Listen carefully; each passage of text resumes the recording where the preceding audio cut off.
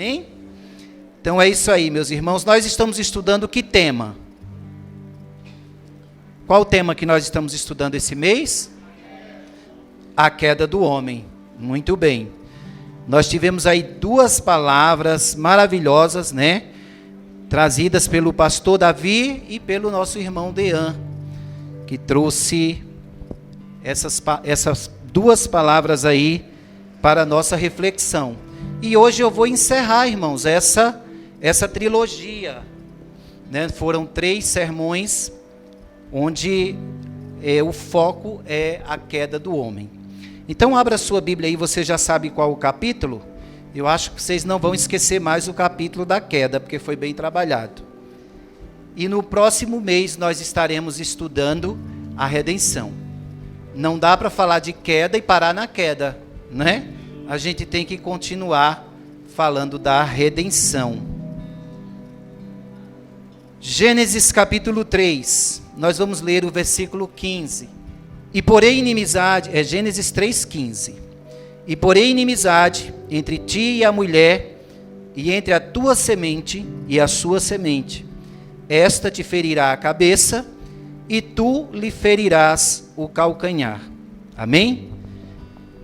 Pai, em nome de Cristo, ó Deus, que a tua palavra traga para nós, nesta noite, ó Deus, um entendimento diferenciado daquilo que nós tivemos até aqui a respeito da queda do homem. Essas duas mensagens que o Senhor preparou para nós, trouxeram, meu Pai, grandes conhecimentos para nós, e nós estamos agora encerrando nesta noite, com os corações cheios de expectativas, de que o Senhor, Pai, é aquele que revela, o Senhor é aquele que traz a maior revelação que o nosso coração precisa, e nós necessitamos dessa revelação que vem do trono de Deus.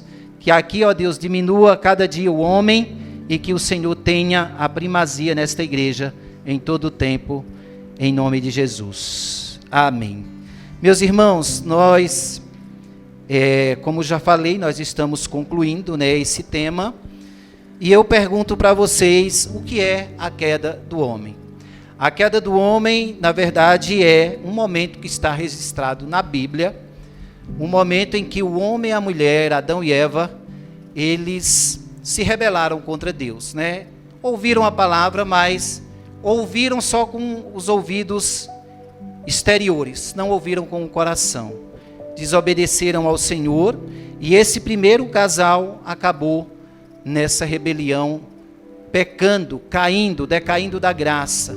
E esse tema também, que é chamado a queda do homem, podemos chamá-lo também do pecado original. O pecado original foi esse momento em que Adão e Eva caíram, e aí eles contaminaram toda a humanidade e causaram essa separação entre Deus e o homem. Então, para entender o que é a queda do homem, é necessário, é fundamental a gente estudar as Escrituras Sagradas. Porque, irmãos, nós temos muitas dificuldades nesses primeiros capítulos da Bíblia.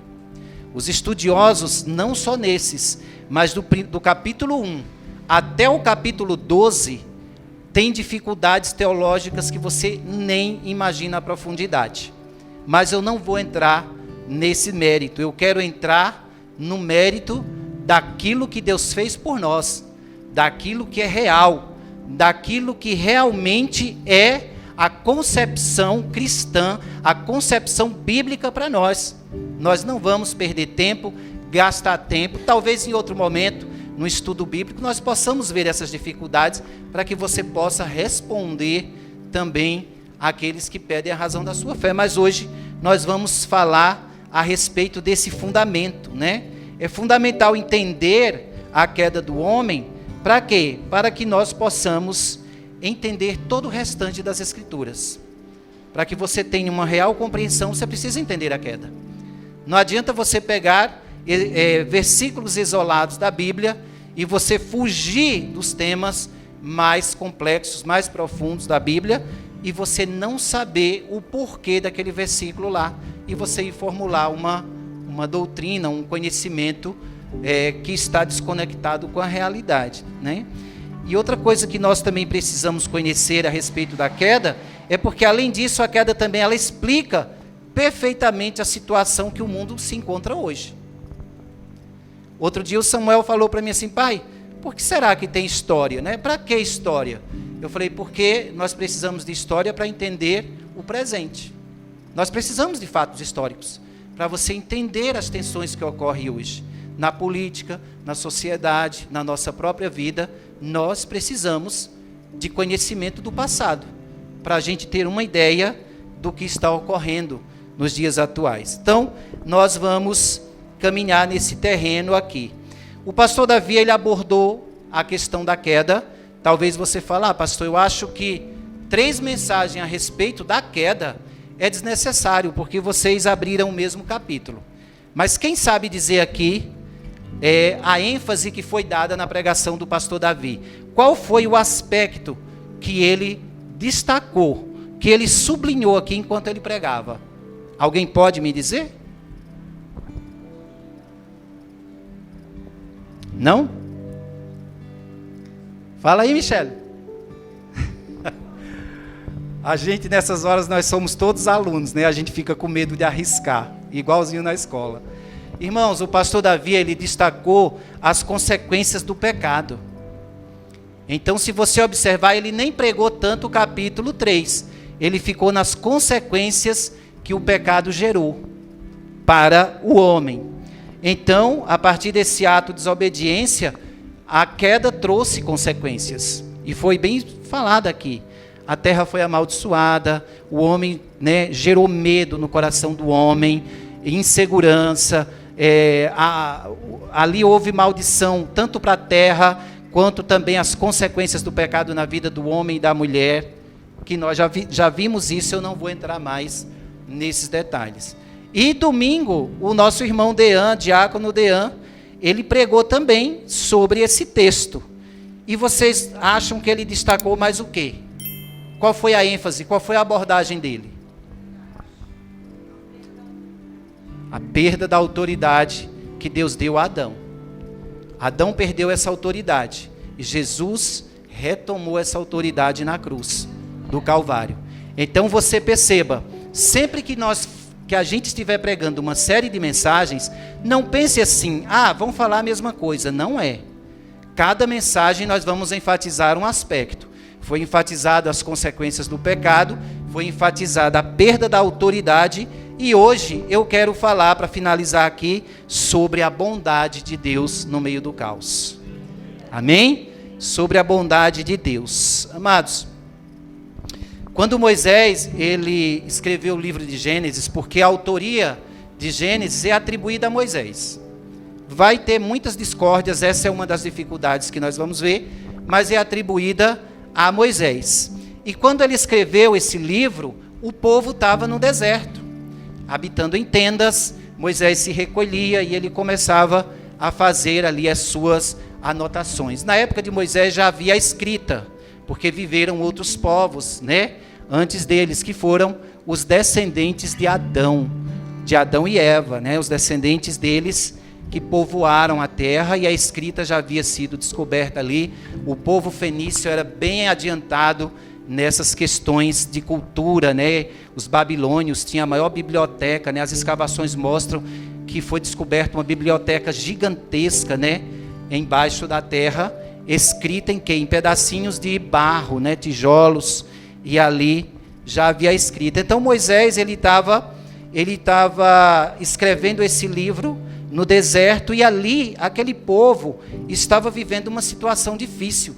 Eles acabaram de sair do cativeiro, o povo estava tremendamente com o coração arrasado, muitos estavam com saudade daquela vida antiga lá atrás, e aí provavelmente no coração deles tinha uma pergunta que não calava, que é a mesma pergunta que tem hoje no coração de muita gente, inclusive nós cristãos às vezes formulamos essa pergunta também, né? A pergunta é a seguinte: se Deus é tão bom, por que a gente sofre tanto? Por que esse sofrimento? É uma pergunta que ela não quer calar na vida das pessoas, né? Eu não faço mais essa pergunta, porque já fiz muito, mas hoje eu tenho entendimento. E você também, eu acho que muitos de nós nem fazemos mais essa pergunta. Então, para responder essa pergunta, o que é que Moisés fez? Qual foi o objetivo dele estar escrevendo ali? Ele começou a falar a respeito da queda do homem. Ele começou a falar do começo, do princípio, e de como Deus criou o homem e a mulher, e de como esse casal desobedeceu a palavra de Deus, né? Como aconteceu uma rebelião ali. Então Moisés quis mostrar para o povo, olha, a culpa do sofrimento não é de Deus. A culpa do sofrimento é do pecado. Fomos nós mesmos responsáveis por isso. Porque se Deus nos deu o livre-arbítrio, Deus deu essa autoridade para o homem entregou sua autoridade para Satanás. Por quê? Porque o homem pecou, abriu brecha, e essa brecha tirou a autoridade, como o Dean enfatizou aqui também. Então, meus amados, Moisés escreveu isso para explicar isso para o povo, né? Uma mensagem onde ele faz uma, como é que nós falamos, uma apologética, né? A respeito de Deus ali. Apologética é quando você defende a fé. Então ele fez apologia, ele defendeu Deus. Ah, pastor, mas Deus não precisa de defesa. Diante dos argumentos hoje, às vezes é muito importante você saber argumentar um fato bíblico. Você pode salvar uma vida também por isso, porque tem muitas pessoas que a mente é muito lógica.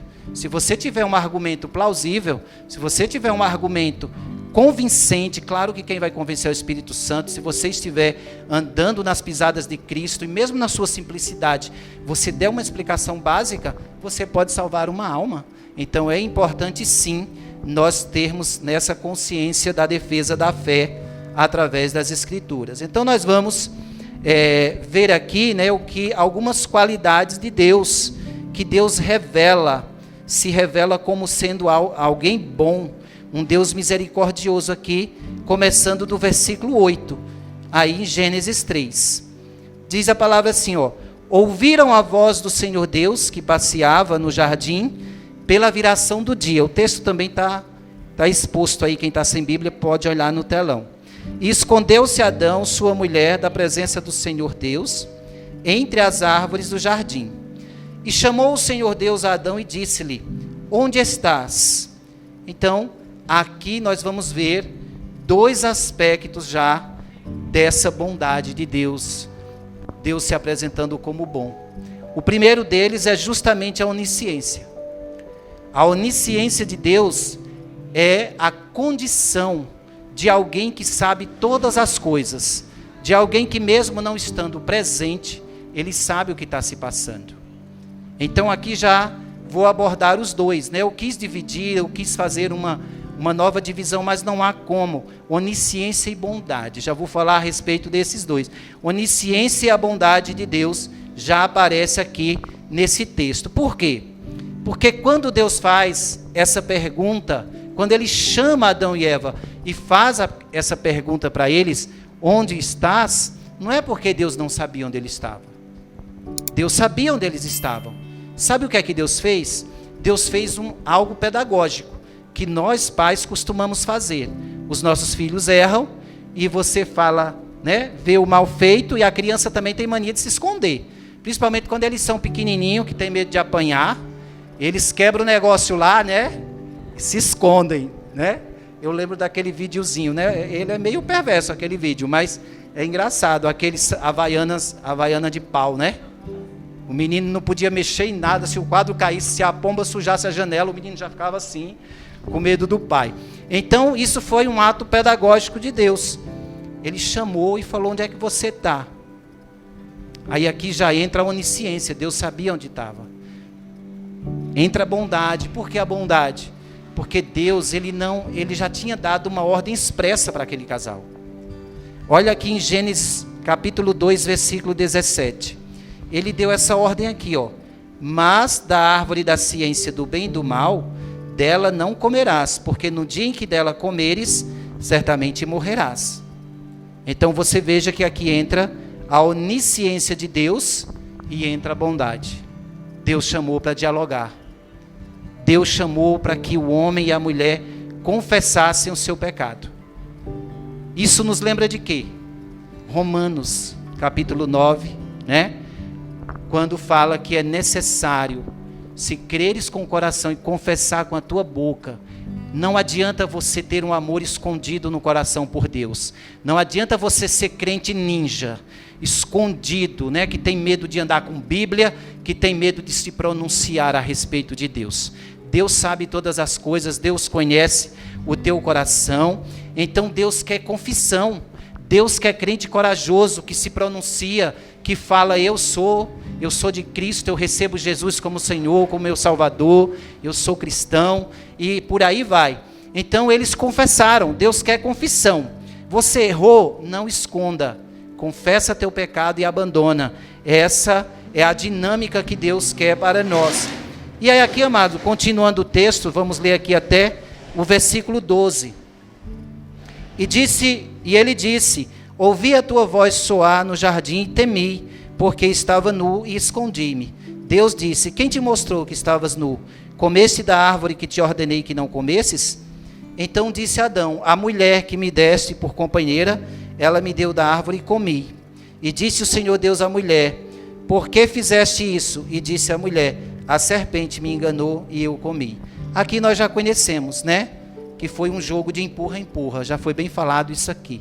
Dean também pincelou aqui, pastor Davi deu uma passada por cima, mas o que eu quero enfatizar é o seguinte, Adão confessou. Ele confessou o seu pecado, mas ainda também pôs a culpa na mulher. Ele não confessou totalmente, teve medo. Então, o que Deus fez aqui foi isso, ele queria ouvir da boca dele.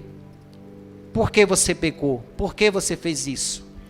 Então, irmãos, isso é muito natural para nós cristãos, essa questão de você se interrogar a si mesmo. Puxa vida, né? Porque Deus não vai estar fisicamente perguntando as coisas para nós, mas no seu íntimo, o Espírito Santo, ele cobra quando você peca.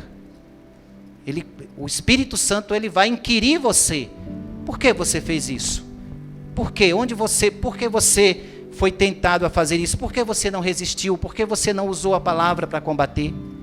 Né?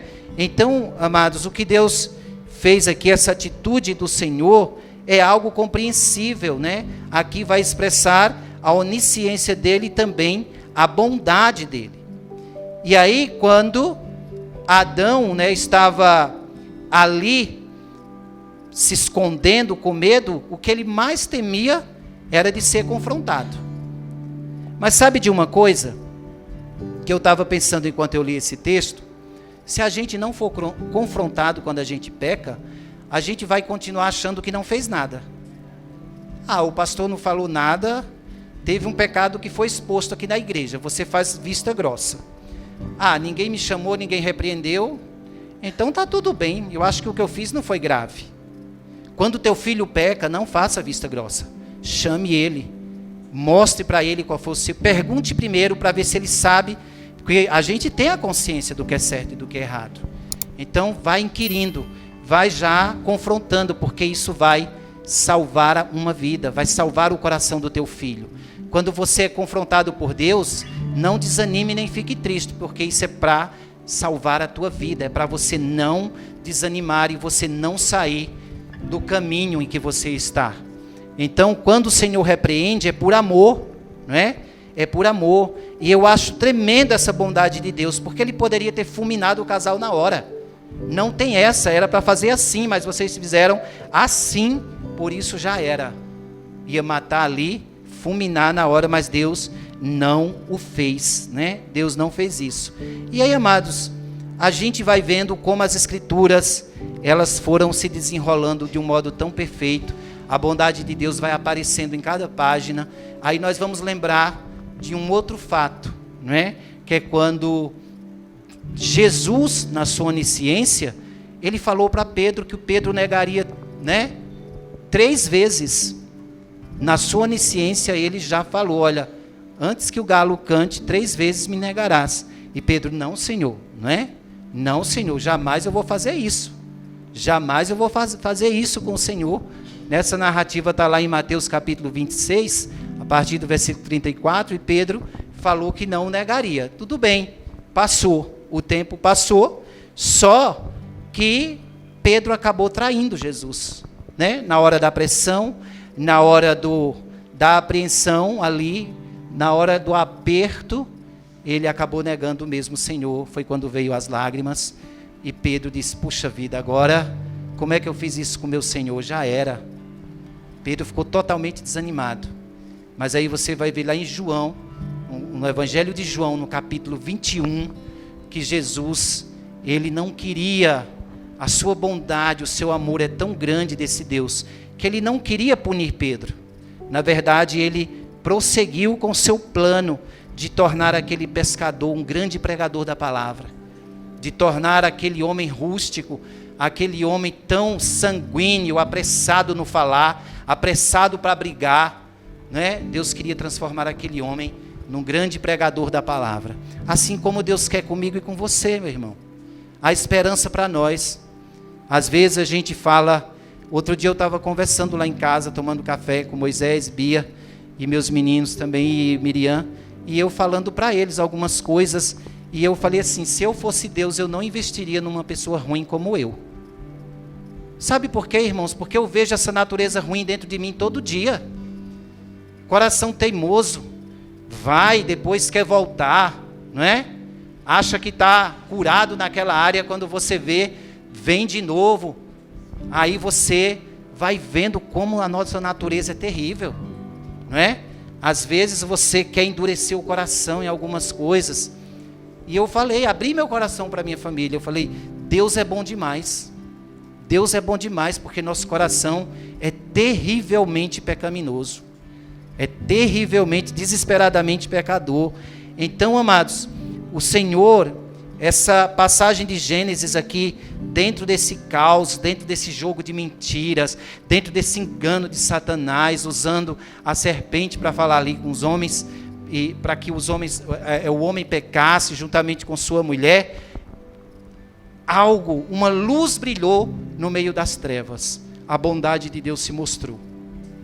E aí eu quero abrir um adendo para falar algo para nós. Às vezes nós somos tão radicais com algumas coisas, né? Às vezes você fala: não volta atrás. Eu não volto atrás, eu não vou atrás daquela pessoa que me fez mal, eu não faço isso, e bate o pé. E Deus, que é Deus, poderoso, rei, sublime, ele voltou atrás. Não é que ele voltou atrás, é porque ele expressou a sua bondade. Sabe o que é bondade? É um coração generoso. Bondade é alguém que tem um coração compassivo. Alguém que tem um coração que se importa com o outro. Coração que tem o amor de Deus derramado nele, que expressa a mesma natureza de Cristo. Isso é bondade. Em relação a nós, a bondade de Deus é um atributo dele. É um atributo único dele. Porque esse atributo não é nosso. Atributo ou qualidade não é nossa. Não é natural a gente ser bom. A Bíblia fala: não há um justo sequer. Todos pecaram. Todos nós erramos o caminho. Então é um atributo exclusivo de Deus. Onisciência, bondade, são qualidades de Deus, né? Porque muitos de nós temos cometido uma série de pecados, irmãos. Quantos pecados não são cometidos todos os dias? Quantos adultérios não são cometidos na mente, no coração? Suborno, mentira, sonegação de impostos. Tantas coisas, irmãos, que é cometido nas trevas, mas o Senhor está contemplando, porque nada passa desapercebido ao seu olhar. E o Senhor está sempre dando chance para o seu povo se arrepender. Porque, irmãos, é muito fácil eu e você achar que nós somos salvos, que nós já não pecamos mais. A Bíblia fala que aquele que diz que não tem pecado é mentiroso e a palavra de Deus não está nele. Então todos os dias a gente peca, né? Só que a palavra de Deus fala que o pecado deve ser um deslize, mas quando você vê, a gente comete mais de um deslize por dia. E aí qual é o posicionamento do crente? É se arrepender, é voltar sempre, é não se cansar de pedir perdão, é não se cansar de fazer o bem, é não se cansar. Então, amados, Deus vendo, né, a maldade do homem, contemplando todas essas injustiças, Ele não nos pune imediatamente. Ele vai deixando, vai dando chance. Mas aí você pode pensar assim, então é bom demais, né? Eu vou continuar a minha vida até o fim. Não. Nós não podemos abusar da graça, da bondade de Deus. O pecado, ele não pode ser cometido todos os dias de propósito, para que você possa dizer, eu já estou salvo mesmo. Não. A bondade de Deus aqui é te dar chance, mas se você não se arrepender e morrer na condição que está, a salvação já é outro departamento, já é outra coisa. Não quer dizer que você vai ser salvo se você passar a vida inteira não dando ouvidos à palavra de Deus, desobedecendo sempre. Amém? E o segundo aspecto aqui que eu vejo, irmão, segundo já sendo o terceiro que eu falei da onisciência e bondade, é a misericórdia. Mas misericórdia não é a mesma coisa? Não é. Bondade é um sentimento de ser bom, de querer ajudar o outro, mas a misericórdia vai mais além. Eu posso ser bom sem ser misericordioso. Eu posso dar um prato de comida para alguém, dei mesmo por obrigação, ou talvez porque vi alguém olhando ali, a pessoa pediu e eu dei. Tem várias motivações para eu parecer que sou bom. Ou até mesmo posso ser bom mesmo, dá. Mas posso dizer assim também, está sobrando, coitado, vou dar uma comida para ele. Vou ajudar com isso, vou ajudar com aquilo. Mas a misericórdia é algo que você sente no coração. Você é impelido a amar. Por isso que tem essa palavra misericórdia que vem de cardia, que é coração. Está dentro de você, seu coração sangra, se coloca no lugar do outro. Você tem empatia pelo outro. É isso que o Senhor tem por nós. Naquele momento, quando Deus o confrontou, irmãos, eu achei isso aqui muito interessante. Voltando aqui, continuando o texto. No versículo 14. Então o Senhor Deus disse à serpente: porquanto fizeste isso, maldita serás mais do que toda a besta e mais que todos os animais do campo. Sobre o teu ventre andarás e pó comerás todos os dias da sua vida. E porei inimizade entre ti e a mulher, e entre a tua semente e a sua semente. Esta te ferirá a cabeça e tu lhe ferirás o calcanhar. Amados, eu achei isso aqui tremendo, porque primeiramente o Senhor, quando o pecado foi confessado, ele amaldiçoou a serpente e deu a sentença de Satanás, né? Deu a sentença dele: olha, para você não tem mais jeito, você vai até fazer mal à humanidade, mas o teu veneno será combatido com a semente da mulher, Jesus Cristo, o Messias, o ungido. Este vai esmagar a tua cabeça. Então para você não tem jeito. Mas aí ele trouxe essa mensagem de esperança para o homem e para a mulher. Ele trouxe essa mensagem de esperança, porque veja só, ele deu primeiro uma mensagem de esperança, e aí depois é que ele falou a sentença da mulher: eu vou multiplicar as tuas dores, tu darás à luz com muitas dores, né? Quando fala multiplicar, alguns dizem que a mulher já ia ter dor de parto mesmo, só que era bem suave. Outros já dizem que ela nem tinha dor de parto, como o pastor Davi pregou aqui, que ela nem tinha. Mas quando ele fala multiplicarei, dá uma brecha para alguns dizer que tinha dor, mas não tão terrível como é hoje.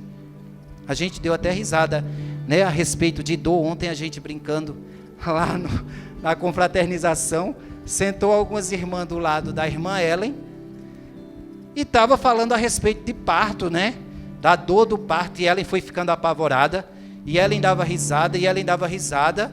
Aí eu cheguei na mesa e brinquei, eu falei: gente, eu estou tão feliz que eu estou vendo que a comunhão está boa, né? Vocês estão alegres. Ela: não, pastor, mas não é alegria não, é nervosismo. Eu já estou ficando com medo, vou voltar a tomar os anticoncepcionais. Aí eu e a irmã Maria falamos: não, irmão, pelo amor de Deus, né? A gente brincou com a irmã Andréia, porque era a Andréia que estava conversando, mas a Andréia estava explicando para ela, né? Na verdade, eu que fantasiei um pouco, né? Exagerei, né? Eu falei que a Andréia estava pondo medo, que a mulher ia desistir de ter filho, mas é bem assim, irmãos, essa dor terrível mesmo, Mas como o pastor Davi falou aqui, depois vem a alegria de ser mãe. Depois as mulheres, quando tem o seu bebê, quer ser mãe de novo, não é? E é mais ou menos assim. E aí, amado, depois disso, o Senhor anunciou aqui as consequências do pecado, mas ao mesmo tempo ele abre a porta da esperança para o homem e para a mulher. Isso não é misericórdia? Isso não é bondade? Quando o Senhor fala, nem tudo está perdido. Nem tudo. Porque há o Messias, a salvação. Irmãos, eu fiquei tão feliz hoje, eu falei para a Miriam, ela falou assim, vem almoçar, eu já pus a comida à mesa, eu já estou sentada à mesa para ver se a gente vem. Aí ela colocou os 4 pratos lá, o dela e dos meninos, ficou esperando. Aí eu falei, Preta, eu estou tão contente porque eu descobri algo novo nas Escrituras. A gente vai lendo e Deus vai dando umas coisas novas para a gente, né? Estava trancado lá no quarto. E aí, irmão, sabe o que eu achei de tremendo aqui nesse texto? É que Deus, ele abriu aqui a porta da esperança para o homem e para a mulher, porque ainda havia jeito para ele, não havia mais jeito para Satanás. Ele não poderia, né, dar uma mensagem de esperança para Satanás, ele já está perdido. Ele já está perdido. Mas para o homem e para a mulher, Deus abriu essa porta de esperança. Ele falou, olha, há esperança para vocês. Jesus, o Messias, este é a esperança de vocês. Mas o mais incrível, que eu achei, que para mim foi uma descoberta, é que Deus, Ele não evangelizou eles e falou para crer nele, para ser salvo. Ele apontou já para quem? Para o seu filho. Isso é tremendo, irmãos. A mesma atitude que há em Jesus Cristo, eu estava relacionando isso. A mesma atitude lá de Filipenses, que Jesus, sendo Deus, não usurpou ser igual a Deus, Deus deu primeiramente o exemplo. Deus apontou para o seu filho e falou, olha, há uma esperança, mas vocês também têm que fazer a parte de vocês. É olhar para o Messias, é se entregar ao meu filho Jesus Cristo. Então o evangelho foi pregado ali. Isso aqui, esse versículo 15, é chamado proto-evangelho, primeira menção do evangelho. É a lei da primeira menção nas Escrituras. Quando Jesus foi anunciado. E a gente pensa que Adão e Eva não foram evangelizados. Claro que foram. Sem contar que eles tinham a presença real de Deus antes do pecado. Eles tinham essa presença real, física, que nós também temos real. Mas ela é metafísica, ela está dentro de nós. Nós conversamos com Deus que nós acreditamos. Jesus é o nosso amigo imaginário. Como as pessoas falam para o filho ter um amigo imaginário. Amigo imaginário é aquele que está no teu coração. Jesus é o nosso amigo invisível, mas ele vive e ele voltará para buscar a sua igreja. Nós temos que crer com essa esperança da volta. Não podemos lembrar só que ele morreu por nós e viver aqui como se ele não fosse voltar, sempre com a expectativa da volta. Amém? E aí, meus queridos, nós vamos ver aqui que Jesus, quando ele também veio como homem, e ele pregando para os seus discípulos, para as pessoas que ele encontrava na rua, Jesus também, ele usou a mesma estratégia, que depois os seus discípulos vai usar, que ele ensinou. Use as Escrituras. Use as Escrituras. Olha o que é que ele fala para os 2 homens no caminho de Emaús. Abra aí em Lucas capítulo 24, se vocês quiserem. Talvez os meninos vão colocar ali. Lucas capítulo 24, do 25 ao 27. Jesus andando com aqueles homens que iam para Emaús, né, lamentando a sua morte, falando, né, mas ele não era o Messias, e agora, né, que ele morreu e tal. E aí chega um momento que Jesus olha para eles no versículo 25 e fala: ó nécios e tardos de coração, para crer tudo o que os profetas disseram. Porventura não convinha que o Cristo padecesse essas coisas e entrasse na sua glória? E começando por Moisés, começando por onde? Por Moisés. Olha que legal, Jesus começou de Moisés. Qual foi a primeira menção do Evangelho? Gênesis, capítulo 3, versículo 15. Então ele começou ali. E começando por Moisés e por todos os profetas, explicava-lhes o que dele se achava em todas as Escrituras. Amém? E aí, amados, isso é tremendo, porque quando nós tratamos das coisas de Deus, quem tem autoridade é a Escritura. Eu não sei se eu já comentei isso com vocês. Teve uma vez que nós fomos chamados para ir na casa de uma pessoa, que a mulher estava possessa de demônios. E já era quase 1 da manhã. E a gente foi. Eu e Miriam fomos, a gente nem conhece a pessoa. Quando chegamos lá, o casal falou, o homem falou junto com a sogra, com a mãe da moça, que já estavam lá 3 horas se debatendo e o demônio não saía. Quando nós chegamos, quando eu fui chegando, e eu fui orando no caminho, eu falei: Senhor, eu já fiz isso várias vezes, mas me dê estratégia porque eu não vou na minha força. Isso no meu pensamento. Quando eu entrei na casa, o Espírito Santo do Senhor me deu uma paz e falou assim: não vá para cima dela repreender. Abra a Bíblia. Eu abri a Bíblia. Apocalipse 12. E calmamente, eu acho que eles esperavam que eu já chegasse, corresse para o quarto. Calmamente eu fui entrando e fui lendo a Bíblia. E a mulher dava risada, debochada, cada risada, e o Espírito Santo falava: não se abale, não se abale. E eu comecei a ler, e fui entrando, aí quando eu cheguei perto dela, aí ela já foi começando a parar um pouco as risadas. Coloquei um pouquinho de óleo na mão, o Senhor foi dando a direção, coloquei um pouquinho de óleo na mão, aí Miriam começou a louvar, calmamente, e eles, olhando para nós, eu lembrei, sabe de quê? De quando Eliseu curou o leproso, Ele estava com uma expectativa de que o profeta ia chegar, lançar um tapete vermelho, e ia receber ele de um jeito totalmente diferente. Só deu uma palavra: vai, se lava lá, no Rio Jordão, vai ser curado. Então acho que a expectativa das pessoas era essa. O pastor vai chegar aqui, o negócio está resolvido. Mas eu já fui fechando essa brecha no caminho. Não é o pastor que vai chegar, é Jesus que vai à minha frente. Não é pastor que vai chegar, é o Senhor que vai. E aí, coloquei a mão na cabeça dela e comecei a orar. Direção de Deus, agora vai expulsando, vai orando. E ela começava a rir. E aí ela grudou no meu braço, e eu de olho aberto. E Miriam calmamente do lado da cama, louvando. E essa mulher, ela apertou a unha assim, a unha dela era grande, ela apertou no meu braço, depois foi soltando, a mão foi esmorecendo, e aí ela começou a chorar. Ficou totalmente suavizada. E eles de joelho no pé da cama, que eles viram que nós estávamos lendo a palavra, e clamando. Aí eu levantei e falei assim: gente, pode parar de clamar. O demônio já foi embora. Glória a Deus, aleluia. Irmãos, Deus me ensinou uma coisa nova. Das outras vezes eu já cheguei repreendendo, Deus me ajudou, mas demorou mais tempo. Dessa vez Deus falou: entre com a palavra, vá com a palavra à frente. Então, meus irmãos, o que acontece? É a palavra que é a autoridade. Sempre que você pregar, use a palavra.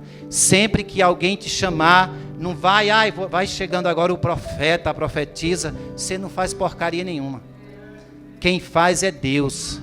Eis aqui um canal do Senhor, usa a minha vida, tem misericórdia das minhas fraquezas. E eu já fui no caminho orando: Senhor, fecha as brechas na minha vida, se tem algum pecado que cometi, já vai perdoando, para que o seu nome não seja envergonhado. E eu nem dizia assim, para que eu não seja envergonhado, para que seu nome não seja envergonhado. E assim, meus amados, Jesus pregava citando as Escrituras.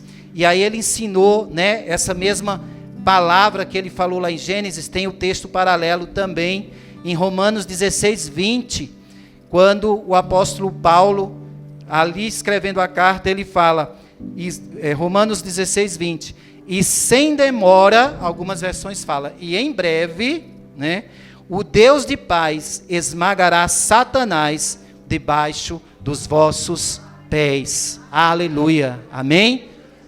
Promessa de Deus, palavra revelada, porque o Senhor já tinha dito lá em Gênesis: a semente da mulher esmagará a cabeça de Satanás. E essa palavra, ela foi passando, esses homens foram dando ouvidos, e o apóstolo Paulo, como ele dizia, eu sei em quem tenho crido, estou bem certo que é poderoso para guardar o meu tesouro até o dia final, até o último dia. Amado, nós temos que andar nessa perspectiva. Quando eu comecei a intercessão lá em cima, hoje 5 da tarde, estava a Tabata comigo e estava o Michael, e eu falei assim, vamos ler um texto, vocês têm algum texto para ler? Não, então eu vou ler um que Deus colocou no meu coração. João 16, ali versículo 32. João 16, 32. O Senhor falando, vai chegar um tempo que vocês vão todos para a casa de vocês vão se dispersar e eu vou ficar só. Mas eu não estarei só, porque o Pai está comigo. Amém? Ande com essa certeza, meu irmão. Você não está só. Você não está só nas suas lutas, nas suas dificuldades. O Pai está contigo. O Pai está comigo, Ele está com você. Aleluia. E em breve, essas dores, essas angústias, essas enfermidades que assolam nossas vidas, constantemente, elas vão passar, meu amado. Em breve nós estaremos num lugar glorioso, porque o Deus de paz esmagará Satanás embaixo dos nossos pés. Aleluia. Glória a Deus. E os servos do Senhor vão pregando, vão passando essa palavra adiante. Apocalipse 12, 17. Eu gosto desse texto, meus irmãos, olha, é um dos meus preferidos. Acabei de mencionar ele. Apocalipse 12 é um dos capítulos que eu mais leio. Texto de batalha espiritual. Apocalipse 12, o versículo 7. Eu vou ler um pouquinho antes, que eu acho legal isso aqui, quando o Senhor fala da derrota de Satanás. Aliás, 17, eu vou começar do 7. E houve batalha no céu. Miguel e os seus anjos batalhavam contra o dragão, e batalhavam o dragão e os seus anjos, mas não prevaleceram, nem mais o seu lugar se achou nos céus. E foi precipitado o grande dragão, a antiga serpente, chamada o diabo e Satanás, que engana todo mundo. Ele foi precipitado na terra, e os seus anjos foram lançados com ele. E ouvi uma grande voz no céu que dizia: agora chegada está a salvação, a força e o reino do nosso Deus, e o poder do seu Cristo, porque já o acusador dos nossos irmãos é derrubado, o qual diante do nosso Deus os acusava de dia e noite, e eles o venceram pelo sangue do Cordeiro e pela palavra do seu testemunho, e não amaram a sua vida até a morte. Pelo que alegrai-vos, ó céus, e vós que neles habitais. Ai dos que habitam na terra e no mar, porque o diabo desceu até vocês, e já tem grande ira, porque sabe que pouco tempo lhe resta. Aí vem para o versículo 17. E o dragão irou-se contra a mulher, e foi fazer guerra ao resto da sua semente, os que guardam os mandamentos de Deus, e têm o testemunho de quem? De Cristo. Amém, meus irmãos? Então você está estranhando essa guerra? Satanás foi fazer guerra contra você e eu. Satanás não vai fazer guerra com quem está em cima do muro. Satanás não vai fazer guerra com quem está no mundo fazendo a vontade dele. É contra eu e você. Cabe a nós tomar posse dessa palavra, dizer, afirmar o que João fala. O Senhor está comigo, meu Deus está comigo, eu não estou só. Cabe a nós falar isso. Cabe a nós esse posicionamento, porque Satanás veio fazer guerra contra o povo de Deus. Agora voltando aí, irmãos, para Gênesis novamente, já estamos terminando, irmãos. Eu tenho lutado para terminar a palavra dentro do tempo, né? Mas ontem, irmãos, eu no piso superior da igreja, embaixo, os irmãos falando mal de mim, depois da confraternização. Um irmão teve a ousadia de dizer de nós que eu e o pastor Davi não sabia olhar relógio de ponteiros. Aí a minha esposa falou assim: não, irmão, mas que eu saiba, o Henrique sabe sim hora de relógio. Aí o irmão falou: não, sabe o que é? É que ele e o pastor Davi sempre terminam a mensagem depois do horário. Olha aí, pastor, depois de uma reunião daquela, de comer um banquete daquele, Olha, o ser humano é terrível, hein? E aí, depois daquilo, eu disse, meu Deus, me ajuda, se minha luta já está grande para eu falar pouco, que eu falo menos ainda, para terminar essa mensagem dentro do tempo, né? Então, eu já vou avisando aqui que eu já estou perto, viu, irmãos? Amém? E aí, meus queridos, olha, outra coisa que eu acho lindo nesse texto, é lá no versículo 21, versículo 20, e chamou Adão o nome de sua mulher Eva, porquanto era mãe de todos os viventes. É o 21 mesmo. E fez o Senhor Deus a Adão e a sua mulher túnicas de peles e o vestiu. Amém? Então aqui, meus irmãos, é outra coisa maravilhosa que expressa a misericórdia de Deus quando ele fez as vestes. Dean tocou nesse assunto também. O fazer vestes de pele de animais ele teve que sacrificar um animal. O Dean mencionou isso, foi o primeiro sacrifício, porque a palavra de Deus fala que sem derramamento de sangue não há remissão de pecados. E eles tinham feito folhas de figueira para cobrir sua nudez. A folha de figueira, quando eles estavam nus, está aqui no versículo 7. Então foram abertos os olhos de ambos e conheceram que estavam nus, e coseram folhas de figueira e fizeram para si aventais. Amados, essas folhas de figueira, elas vão representar o quê? A fragilidade do ser humano.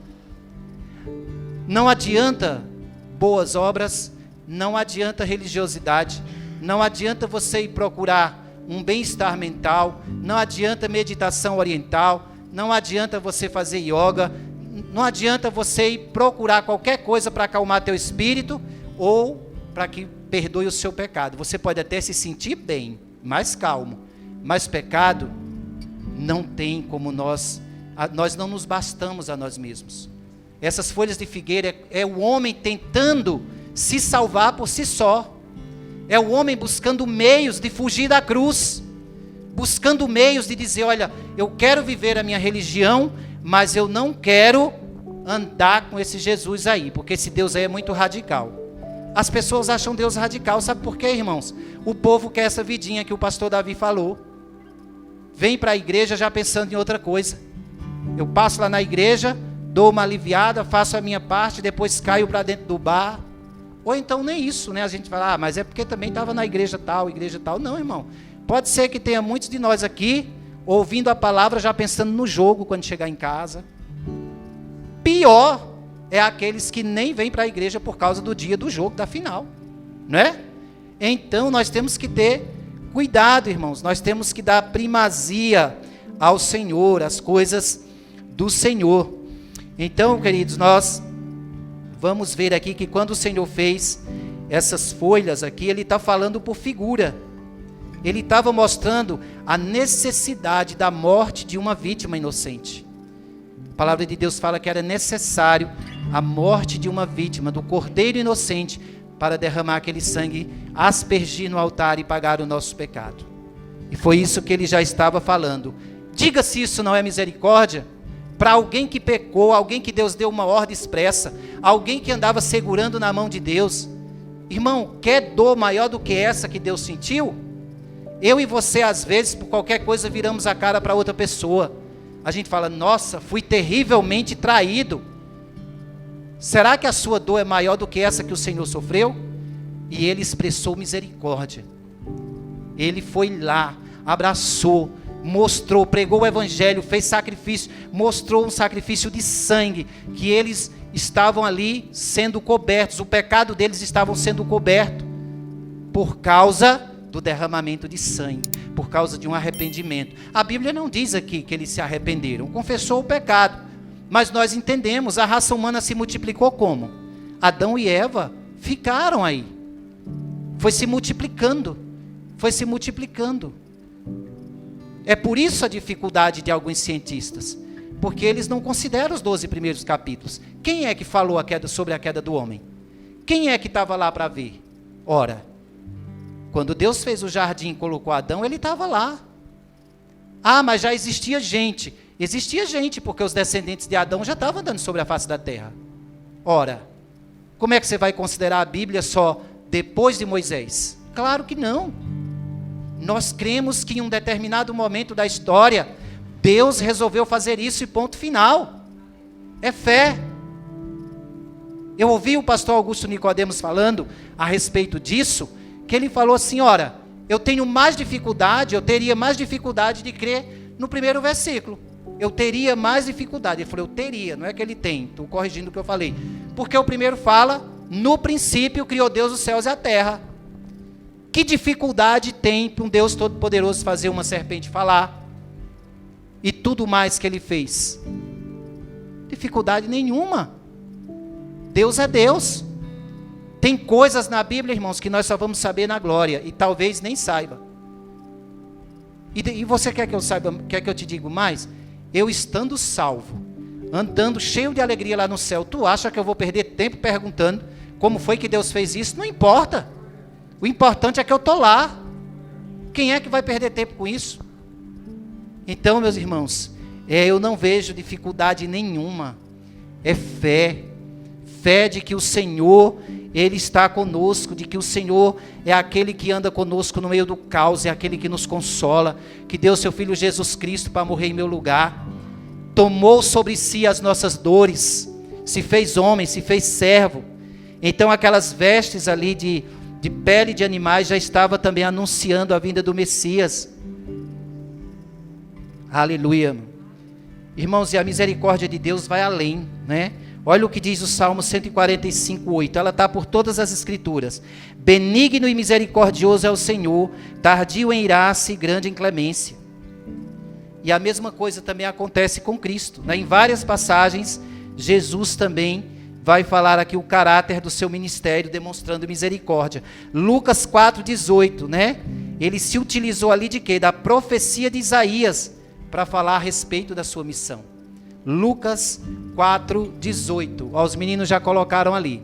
O Espírito do Senhor está sobre mim, pelo que me ungiu para evangelizar os pobres, enviou-me a curar os contritos de coração. Aqui ele estava citando o quê? Ele estava citando aqui Isaías 61, versículo 1. A sua missão, irmãos, era evangelizar os pobres, proclamar o evangelho de libertação, dar visão aos cegos. Era a missão de Jesus. Lucas 5, 31, 32, Jesus disse, os sãos não precisam de médico, e sim os doentes. Não vim chamar justos, mas sim pecadores. João 10, 10, o ladrão vem somente para roubar, matar e destruir. Eu vim para que tenham vida e vida em abundância. Amado, esses testemunhos aqui, falando a respeito da miséria do homem, da onisciência, da bondade, da misericórdia de Deus, nos faz refletir em algumas verdades. A primeira verdade, assim como Adão, nós estamos todos, nós também nos perdemos, nos desviamos, naturalmente desviados do propósito de Deus. É por isso que o salmista vai declarar, do céu olha o Senhor, Salmo 14, 2 e 3, do céu olha o Senhor para os filhos dos homens, para ver se há quem entenda, se há quem busque Deus. Aquilo que eu falei, todos se extraviaram, juntamente se corromperam, não há quem faça o bem, não há um único sequer. Outra lição para nós, irmãos, o único meio de Deus para tirar o homem dessa miséria é Cristo. Olha aqui, o que Cristo vai declarar. De fato, a vontade de meu Pai é que todo homem que vir ao mundo, aliás, que vir o Filho e nele crer, tenha a vida eterna. E eu o ressuscitarei no último dia. Amém? Amados, olha a bondade de Deus expressa em toda a Escritura. A bondade de Deus expressa por toda a Bíblia. Irmãos, não reclame da sua vida. Não reclame do que você tem. Não reclame do ministério em que você está. Simplesmente viva o hoje que Deus está te dando. Vamos viver Mateus capítulo 6. Um dia de cada vez, viver por fé, não ficar se preocupando, e se amanhã? E se amanhã? O amanhã pertence a Deus. Vamos lembrar do passado e vamos lembrar do nosso presente, vamos olhar para o nosso presente. Se tem algo no futuro que você deve pensar, não é como vai estar a tua vida daqui 1 ou 2 anos, é que Cristo vai voltar. Amém? Algo que nós temos que olhar para o futuro é que Cristo vai voltar e vai levar a sua igreja. Se você não tiver com um bom emprego, se você não tiver com aquilo que você pediu a Deus, Mas se você estiver na glória, você já tem tudo. Na glória com Cristo. Amém? Amém, meus queridos. Finalmente, né? Esse relato da queda, ele serve não só de fundamento para a compreensão da nossa restauração através da Bíblia, mas também para nos mostrar que Deus, ele não é o causador do nosso sofrimento. Não é Deus. Toda vez que você lembrar que você sofre, lembre-se, a causa foi o pecado. Ou seja, eu mesmo tenho a minha responsabilidade de vigiar, porque eu já tive um encontro com o Salvador. Eu já tive um encontro, eu conheço o Salvador. Eu sei em quem eu tenho crido, como Paulo falou. A causa do meu sofrimento, não pense como ímpio. É Deus que está me fazendo isso. É que Deus é isso, que Deus é aquilo. Não, Deus não é o causador, mas sim o pecado. E que mesmo em meio ao caos e à dor, e todo esse cenário de desesperança, o Senhor se mostra para nós como um Deus onisciente, um Deus de bondade e um Deus de misericórdia. Amém? Há razão para nós aplaudir o nome do Senhor? Claro que há. Glória a Deus. Aleluia. Aleluia, meus irmãos. E finalmente nós chegamos a essa conclusão, que teve a queda, as consequências, a perda da autoridade, mas Jesus veio, retomou essa autoridade, e Ele deu para quem? Para nós. Você e eu temos autoridade aqui na terra. Pode ficar de pé para nós encerrar.